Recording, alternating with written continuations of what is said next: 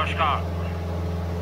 2025 बस अब तो आ ही गया है, दरवाजे पर दस्तक दे ही रहा है। 2025 में 26 जनवरी को हमारे संविधान को लागू हुए 75 वर्ष होने जा रहे हैं। हम सभी के लिए बहुत गौरव की बात है।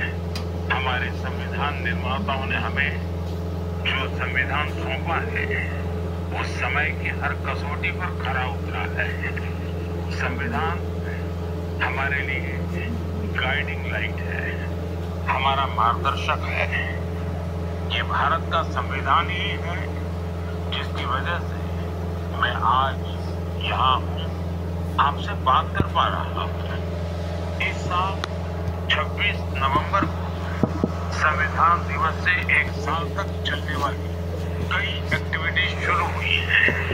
देश के नागरिकों को संविधान की विरासत से जोड़ने के लिए constitution75.com नाम से एक खास वेबसाइट भी बनाई गई है। इसमें आप संविधान की प्रस्तावना पढ़कर अपना वीडियो अपलोड कर सकते हैं। अलग अलग भाषाओं में संविधान पढ़ सकते हैं। संविधान के बारे में प्रश्न भी पूछ सकते हैं। मन की बात के श्रोताओं से, स्कूल में पढ़ने वाले बच्चों से, कॉलेज में जाने वाले युवाओं से मेरा आग्रह है, इस वेबसाइट पर जरूर जाकर देखें, इसका हिस्सा बने। साथियों, अगले महीने 13 तारीख से प्रयागराज में महाकुंभ भी होने जा रहा है। इस समय वहां संगम तट पर जबरदस्त तैयारियां चल रही हैं। मुझे याद है अभी कुछ दिन पहले जब मैं प्रयागराज गया था तो हेलीकॉप्टर से पूरा कुंभ क्षेत्र देखकर दिल प्रसन्न हो गया था। इतना विशाल, इतना सुंदर, इतनी भव्यता। साथियों, महाकुंभ की विशेषता केवल इसकी विशालता में ही नहीं है, कुंभ की विशेषता इसकी विविधता में भी है।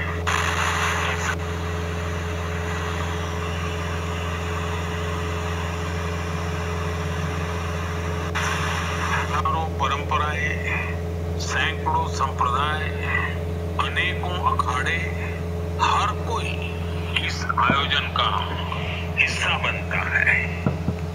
कहीं कोई भेदभाव नहीं दिखता है, कोई बड़ा नहीं होता है, कोई छोटा नहीं होता है। अनेकता में एकता का ऐसा दृश्य विश्व में कहीं और देखने को नहीं मिलेगा।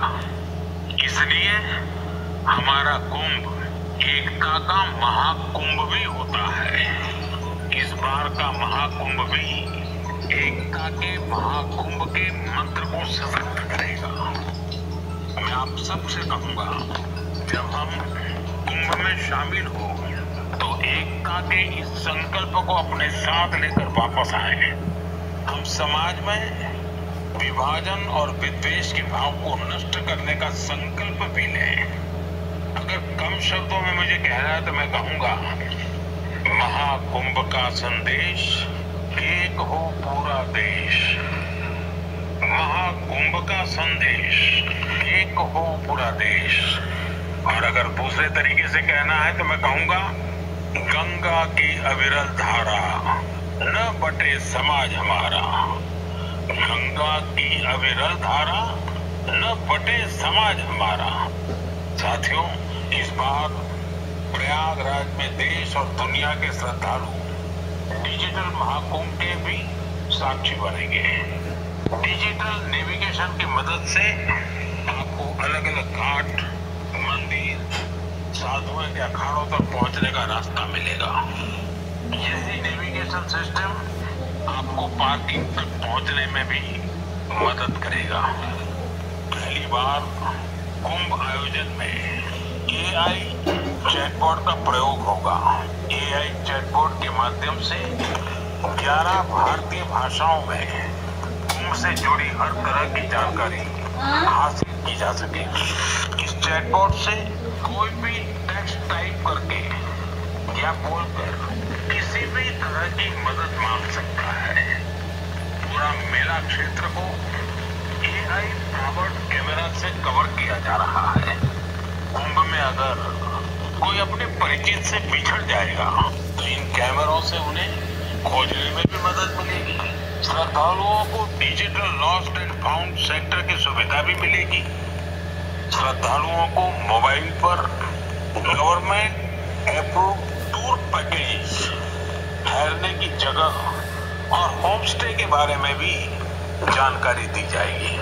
आप भी महाकुंभ में जाएं तो इन सुविधाओं का लाभ अवश्य उठाएं। और हाँ, हैशटैग एकता का महाकुंभ के साथ अपनी सेल्फी जरूर अपलोड करिएगा। साथियों, मन की बात यानी MKB में अब बात TTB की।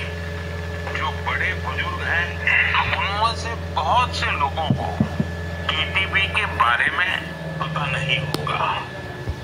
लेकिन जरा बच्चों से पूछिए, TTB उनके बीच बहुत ही सुपरहिट है।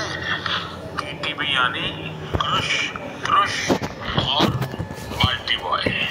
आपको शायद पता होगा, बच्चों की पसंदीदा एनिमेशन सीरीज, उसका नाम है TTB भारत है हम।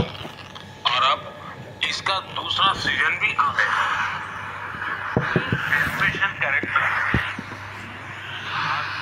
स्वतंत्रता संग्राम के उन नायक नायिकाओं के बारे में बताते हैं जिनकी ज्यादा चर्चा नहीं होती। हाल ही में इसका सीजन 2 बड़े ही खास अंदाज में international film festival of India Goa में लॉन्च हुआ। सबसे शानदार बात यह है कि ये सीरीज न सिर्फ भारत की कई भाषाओं में बल्कि विदेशी भाषाओं में भी प्रसारित होती है। इसे दूरदर्शन के साथ साथ अन्य OTT प्लेटफॉर्म पर भी देखा जा सकता है। साथियों, हमारी एनिमेशन फिल्मों की, रेगुलर फिल्मों की, टीवी सीरियल्स की पॉपुलैरिटी दिखाती है कि भारत की क्रिएटिव इंडस्ट्री में कितनी क्षमता है। यह इंडस्ट्री न सिर्फ देश की प्रगति में बड़ा योगदान दे रही है बल्कि हमारी इकोनॉमी को भी नई ऊंचाइयों पर ले जा रही है। हमारी फिल्म एंड एंटरटेनमेंट इंडस्ट्री बहुत विशाल है। देश की कितनी ही भाषाओं में फिल्में बनती हैं, क्रिएटिव कंटेंट बनता है। मैं अपनी फिल्म और एंटरटेनमेंट इंडस्ट्री को इसलिए भी बधाई देता हूं क्योंकि उसने एक भारत श्रेष्ठ भारत के भाव को सशक्त किया है। साथियों, वर्ष 2024 में हम फिल्म जगत की कई महान हस्तियों की 100वीं जयंती मना रहे हैं। इन विभूतियों ने भारतीय सिनेमा को विश्व स्तर पर पहचान दिलाई। राज कपूर जी ने फिल्मों के माध्यम से दुनिया को भारत के सॉफ्ट पावर से परिचित कराया। रफी साहब की आवाज में वो जादू था जो हर दिल को छू लेता था। उनकी आवाज अद्भुत थी। भक्ति गीत हो या रोमांटिक सॉन्ग्स, दर्द भरे गाने हो, हर इमोशन को उन्होंने अपनी आवाज से जीवंत कर दिया। एक कलाकार के रूप में उनकी महानता का अंदाजा इसी से लगाया जा सकता है कि आज भी युवा पीढ़ी उनके गानों को उतनी ही शिद्दत से सुनती है। यही तो है टाइमलेस आर्ट की पहचान। अक्किनेनी नागेश्वर राव गारू ने तेलुगु सिनेमा को नई ऊंचाइयों तक पहुंचाया है। उनकी फिल्मों ने भारतीय परंपराओं और मूल्यों को बखूबी प्रस्तुत किया। तपन सिन्हा जी की फिल्मों ने समाज को एक नई दृष्टि दी। उनकी फिल्मों में सामाजिक चेतना और राष्ट्रीय एकता का संदेश रहता था। हमारी पूरी फिल्म इंडस्ट्री के लिए इन हस्तियों का जीवन प्रेरणा जैसा है। साथियों, मैं आपको एक और खुशखबरी देना चाहता हूँ। भारत के क्रिएटिव टैलेंट को दुनिया के सामने रखने का एक बहुत बड़ा अवसर आ रहा है। अगले साल हमारे देश में पहली बार world audio visual entertainment summit यानी वेव समिट का आयोजन होने वाला है। आप सभी ने दावोस के बारे में सुना होगा, जहां दुनिया के अर्थ जगत के महारथी जुटते हैं। उसी तरह वेव समिट में दुनिया भर के मीडिया और एंटरटेनमेंट इंडस्ट्री के दिग्गज क्रिएटिव वर्ल्ड के लोग भारत आएंगे। यह समिट भारत को ग्लोबल कंटेंट क्रिएशन का हब बनाने की दिशा में एक महत्वपूर्ण कदम है। मुझे यह बताते हुए गर्व हो रहा है कि इस समिट की तैयारी में हमारे देश के यंग क्रिएटर्स भी पूरे जोश से जुड़ रहे हैं। जब हम $5 ट्रिलियन इकोनॉमी की ओर बढ़ रहे हैं, तब हमारी क्रिएटर इकोनॉमी एक नई एनर्जी ला रही है। मैं भारत की पूरी एंटरटेनमेंट और क्रिएटिव इंडस्ट्री से आग्रह करूंगा, चाहे आप यंग क्रिएटर हो या एस्टैब्लिश्ड आर्टिस्ट, बॉलीवुड से जुड़े हो या रीजनल सिनेमा से, टीवी इंडस्ट्री के प्रोफेशनल हो या एनिमेशन के एक्सपर्ट, गेमिंग से जुड़े हो या एंटरटेनमेंट टेक्नोलॉजी के इनोवेटर, आप सभी वेव समिट का हिस्सा बने। मेरे प्यारे देशवासियों, आप सभी जानते हैं कि भारतीय संस्कृति का प्रकाश आज कैसे दुनिया के कोने कोने में फैल रहा है। आज मैं आपको 3 महाद्वीपों से ऐसे प्रयासों के बारे में बताऊंगा जो हमारी सांस्कृतिक विरासत के वैश्विक विस्तार की गवाह है। ये सभी एक दूसरे से मीलों दूर हैं, लेकिन भारत को जानने और हमारी संस्कृति से सीखने की उनकी ललक एक जैसी है। साथियों, पेंटिंग्स का संसार जितना रंगों से भरा होता है, उतना ही खूबसूरत होता है। आप में से जो लोग टीवी के माध्यम से मन की बात से जुड़े हैं, वे अभी कुछ पेंटिंग्स टीवी पर देख भी सकते हैं। इन पेंटिंग्स में हमारे देवी देवता, नृत्य की कलाएं और महान विभूतियों को देखकर आपको बहुत अच्छा लगेगा। इनमें आपको भारत में पाए जाने वाले जीव जंतुओं से लेकर और भी बहुत कुछ देखने को मिलेगा। इनमें ताजमहल की एक शानदार पेंटिंग भी शामिल है, जिसे 13 साल की एक बच्ची ने बनाया है। आपको ये जानकर हैरानी होगी कि इस दिव्यांग बच्ची ने अपने मुंह से इस पेंटिंग को तैयार किया है। सबसे दिलचस्प बात यह है कि इन पेंटिंग्स को बनाने वाले भारत के नहीं, बल्कि इजिप्ट के स्टूडेंट्स हैं, वहां के विद्यार्थी हैं। कुछ ही हफ्ते पहले इजिप्ट के करीब 23,000 स्टूडेंट्स ने एक पेंटिंग प्रतियोगिता में हिस्सा लिया था। वहां उन्हें भारत की संस्कृति और दोनों देशों के ऐतिहासिक संबंधों को बताने वाली पेंटिंग तैयार करनी थी। मैं इस प्रतियोगिता में हिस्सा लेने वाले सभी युवाओं की सराहना करता हूं। उनकी क्रिएटिविटी की जितनी भी प्रशंसा किए जाए वो कम है। साथियों, दक्षिण अमेरिका का एक देश है पराग्वे। वहां रहने वाले भारतीयों की संख्या 1000 से ज्यादा नहीं होती। पराग्वे में एक अद्भुत प्रयास हो रहा है। वहां भारतीय दूतावास में Erica Huber free Ayurveda consultation देती है। आयुर्वेद की सलाह लेने के लिए आज उनके पास स्थानीय लोग भी बड़ी संख्या में पहुंच रहे हैं। एरिका ह्यूबर ने भले ही इंजीनियरिंग की पढ़ाई की हो, लेकिन उनका मन तो आयुर्वेद में ही बसता है। उन्होंने आयुर्वेद से जुड़े कोर्सेज किए थे और समय के साथ वे इसमें पारंगत होती चली गई है। साथियों, ये हमारे लिए बहुत गर्व की बात है कि दुनिया की सबसे प्राचीन भाषा तमिल है और हर हिंदुस्तानी को इसका गर्व है। दुनिया भर के देशों में इसे सीखने वालों की संख्या लगातार बढ़ रही है। पिछले महीने के आखिर में फिजी में भारत सरकार के सहयोग से तमिल टीचिंग प्रोग्राम शुरू हुआ। बीते 80 वर्षों में यह पहला अवसर है जब फिजी में तमिल के ट्रेन टीचर्स इस भाषा को सिखा रहे हैं। मुझे जानकर अच्छा लगा कि आज फिजी के स्टूडेंट्स तमिल भाषा और संस्कृति को सीखने में काफी दिलचस्पी ले रहे हैं। साथियों, ये बातें, ये घटनाएं सिर्फ सफलता की कहानियां नहीं है, ये हमारी सांस्कृतिक विरासत की भी गाथाएं हैं। ये उदाहरण हमें गर्व से भर देते हैं। आर्ट से आयुर्वेद तक और लैंग्वेज से लेकर म्यूजिक तक भारत में इतना कुछ है जो दुनिया में छा रहा है।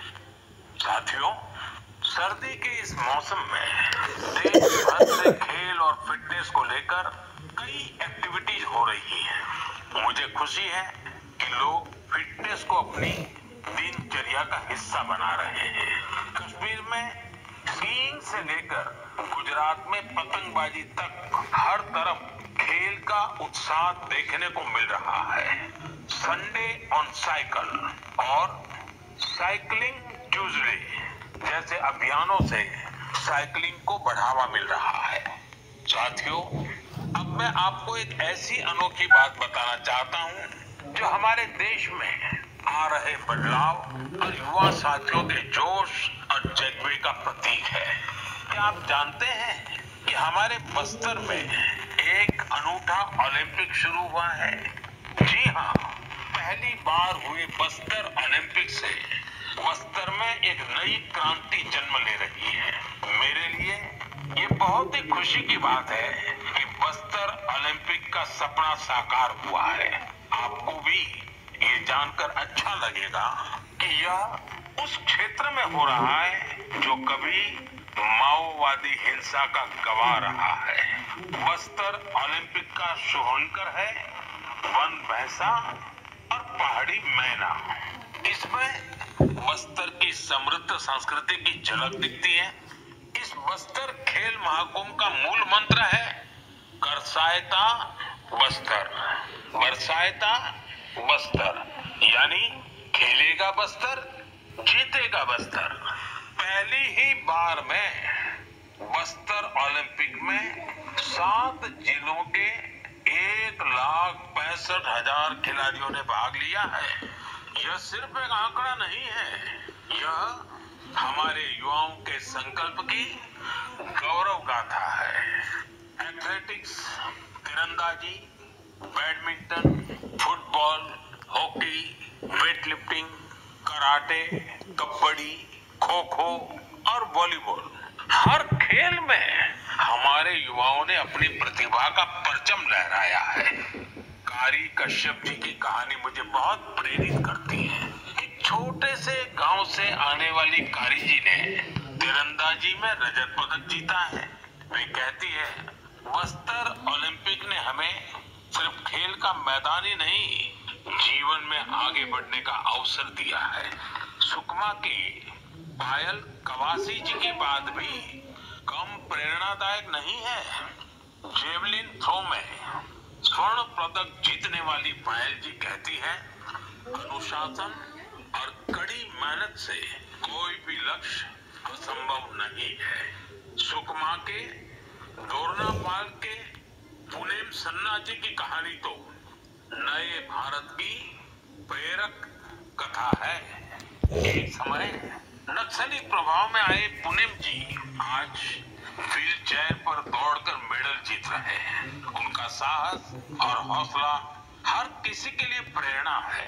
गोंडा गांव के तीरंदाज रंजू सौरी जी को बस्तर यूथ आइकॉन चुना गया है। उनका मानना है, बस्तर ओलंपिक दूर दराज के युवाओं को राष्ट्रीय मंच तक पहुंचाने का अवसर दे रहा है। साथियों, बस्तर ओलंपिक केवल एक खेल आयोजन नहीं है, यह एक ऐसा मंच है जहां विकास और खेल का संगम हो रहा है, जहां हमारे युवा अपनी अपनी प्रतिभा को निखार रहे हैं और एक नए भारत का निर्माण कर रहे हैं। मैं आप सभी से आग्रह करता हूं, अपने क्षेत्र में ऐसे खेल आयोजनों को प्रोत्साहित करें। हैशटैग खेलेगा भारत जीतेगा भारत के साथ अपने क्षेत्र की खेल प्रतिभाओं की कहानियां साझा करें। स्थानीय खेल प्रतिभाओं को आगे बढ़ने का अवसर दें। याद रखिए, खेल से न केवल शारीरिक विकास होता है, बल्कि ये स्पोर्ट्समैन स्पिरिट से समाज को जोड़ने का भी एक सशक्त माध्यम है। तो खूब खेलिए, खूब खेलिए। मेरे प्यारे देशवासियों, भारत की दो बड़ी उपलब्धियां आज विश्व का ध्यान आकर्षित कर रही है। इन्हें सुनकर आपको भी गर्व महसूस होगा। ये दोनों सफलताएं स्वास्थ्य के क्षेत्र में मिली है। पहली उपलब्धि मिली है मलेरिया से लड़ाई में।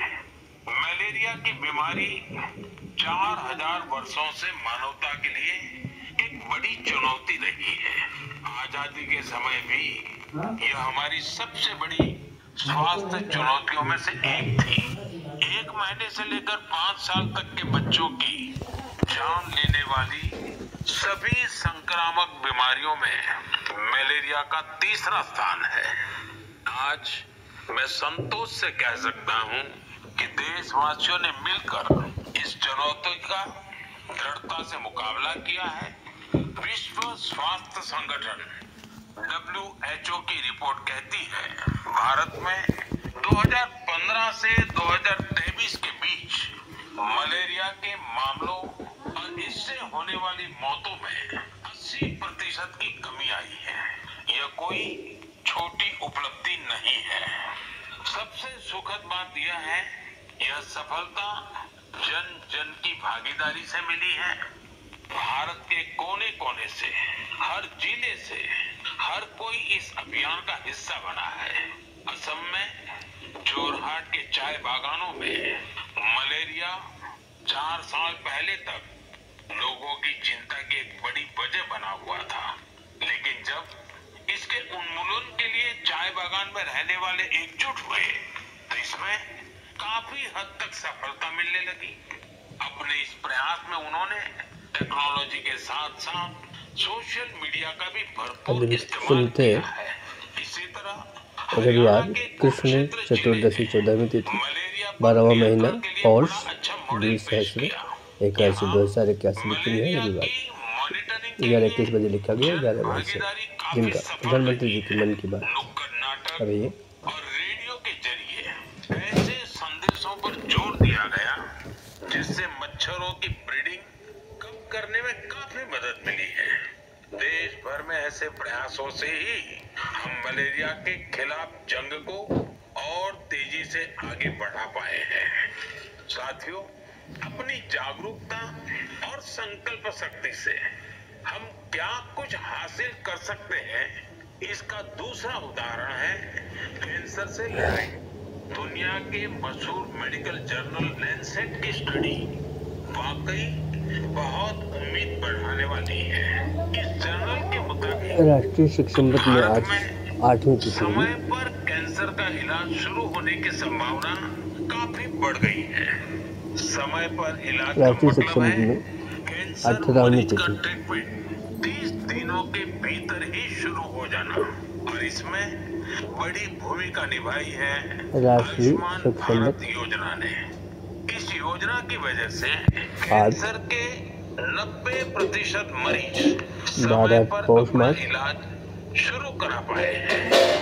ऐसा इसलिए हुआ है क्योंकि पहले पैसे के अभाव में गरीब मरीज कैंसर की जांच में उसके इलाज से कतराते थे।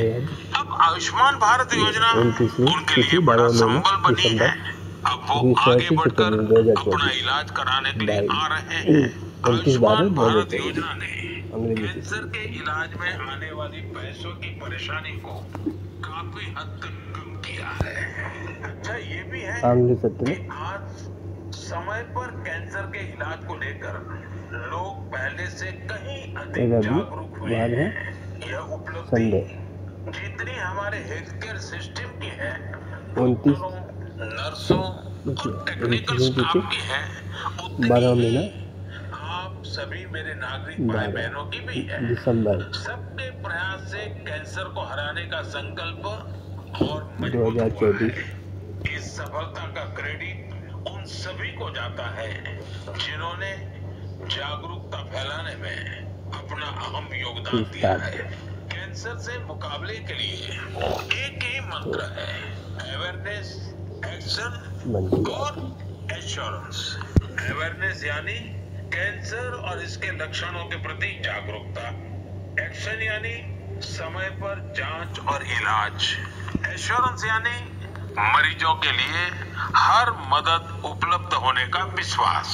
आइए हम सब मिलकर कैंसर के खिलाफ इस लड़ाई को तेजी से आगे ले जाएं और ज्यादा से ज्यादा मरीजों की मदद करें। मेरे प्यारे देशवासियों, आज मैं इस दिसंबर 2024 की काला हड्डी के ऐसे प्रयास अंतिम मन की बात है जो कम पानी और कम संसाधनों के बावजूद सफलता की नई गाथा लिख रहा है। यह है काला हांडी की सब्जी क्रांति। जहां कभी किसान पलायन करने को मजबूर थे, वहीं आज काला हांडी का गोला मुंडा ब्लॉक एक वेजिटेबल हब बन गया है। यह परिवर्तन कैसे आया? इसकी शुरुआत सिर्फ 10 किसानों के एक छोटे से समूह से हुई। इस समूह ने मिलकर एक एफपीओ किसान उत्पाद संघ की स्थापना की, खेती में आधुनिक तकनीक का इस्तेमाल शुरू किया और आज उनका एक एफपीओ करोड़ों का कारोबार कर रहा है। आज 200 से अधिक किसान इस एफपीओ से जुड़े, जिनमें 45 महिला किसान भी हैं। ये लोग मिलकर 200 एकड़ में टमाटर की खेती कर रहे हैं, 150 एकड़ में करेले का उत्पादन कर रहे हैं। अब इस एफपीओ का सालाना टर्नओवर भी बढ़कर 1.5 करोड़ से ज्यादा हो गया है। आज काला हांडी की सब्जियां न केवल ओडिशा के विभिन्न जिलों में बल्कि दूसरे राज्यों में भी पहुंच रही है और वहां का किसान अब आलू और प्याज की खेती की नई तकनीकें सीख रहा है। साथियों, काला हांडी की यह सफलता हमें सिखाती है कि संकल्प शक्ति और सामूहिक प्रयास से क्या नहीं किया जा सकता। मैं आप सभी से आग्रह करता हूं, अपने क्षेत्र में एफपीओ को प्रोत्साहित करें, किसान उत्पादक संगठनों से जुड़े और उन्हें मजबूत बनाएं। याद रखिए, छोटी शुरुआत से भी बड़े परिवर्तन संभव है। हमें बस दृढ़ संकल्प और टीम भावना की जरूरत है। साथियों, आज की मन की बात में हमने सुना कि कैसे हमारा भारत विविधता में एकता के साथ आगे बढ़ रहा है। चाहे वो खेल का मैदान हो या विज्ञान का क्षेत्र, स्वास्थ्य हो या शिक्षा, हर क्षेत्र में भारत नई ऊंचाइयों को छू रहा है। हमने एक परिवार की तरह मिलकर हर चुनौती का सामना किया और नई सफलताएं हासिल की। 2014 से शुरू हुए मन की बात के 116 एपिसोड में मैंने देखा है कि मन की बात देश की सामूहिक शक्ति का एक जीवंत दस्तावेज बन गया है। सभी ने इस कार्यक्रम को अपनाया, अपना बनाया। हर महीने आपने अपने विचारों और प्रयासों को साझा किया। कभी किसी यंग इनोवेटर के आइडिया ने प्रभावित किया, तो कभी किसी बेटी की अचीवमेंट ने गौरवान्वित किया। यह आप सभी की भागीदारी है जो देश के कोने कोने से पॉजिटिव एनर्जी को एक साथ लाती है। मन की बात इसी पॉजिटिव एनर्जी के एम्प्लीफिकेशन का मंच बन गया है और अब 2025 दस्तक दे रहा है। आने वाले साल में मन की बात के माध्यम से हम और भी इंस्पायरिंग प्रयासों को साझा करेंगे। मुझे विश्वास है कि देशवासियों की पॉजिटिव सोच और इनोवेशन की भावना से भारत नई ऊंचाइयों को छूएगा। आप अपने आसपास के यूनिक प्रयासों को #मन की बात के साथ शेयर करते रहिए। मैं जानता हूं कि अगले साल की हर मन की बात में हमारे प्रधानमंत्री नरेंद्र दास मोदी जी की, बहुत कुछ होगा। दादा मोदी जी की आप सभी को 2025 की 2024 की शुभकामनाएं। परिपूर्णतम 116वीं मन की बात है। फिट इंडिया मूवमेंट में आप भी जुड़ जाइए, खुद को भी फिट रखिए, जीवन में प्रगति करते रहें। बहुत बहुत धन्यवाद।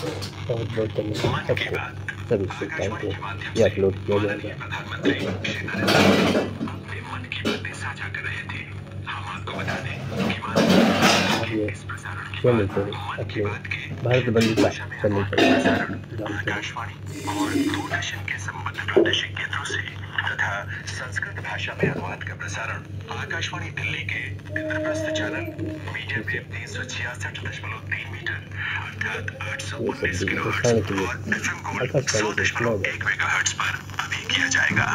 मन की बात के क्षेत्रीय भाषाओं का पुनः प्रसारण आज रात 8 बजे आकाशवाणी के संबद्ध प्रादेशिक केंद्रों से और अंग्रेजी धन्यवाद। जय भारत मातृ ओम जय हिंद, जय भारत मातृ ओम नमो भगवते